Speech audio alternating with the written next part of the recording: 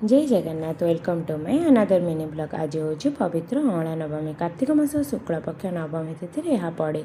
यही दिन अँला गछ को पूजा कराए कारण हिंदू परंपरा अनुसार अँला गछर औषधीय गुण रही।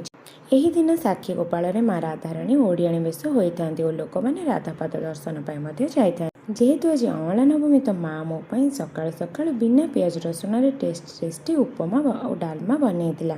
देन दीपहर बो बनईला अरुआ भात हबिसा डालमा खीरी और कमला पाग समस्ते मिसी एकाठी खाइबा पर रेस्ट ने। देन इवनिंग रे बाबा और मुझे मार्केट जावाई बाहर तापर आम जाए पहुँचलु श्री लेदर सेठू मो गोटे हैंड बैग आनी भल लगुच ना सांग मैंने कमेंट निश्चय जन से गुपचुप खाई घर को रिटर्न कलापर बहुत दिन पर मो बाबा स्पेशल मैगी बनई मैगी खाइबा पर बाबा कौन कहला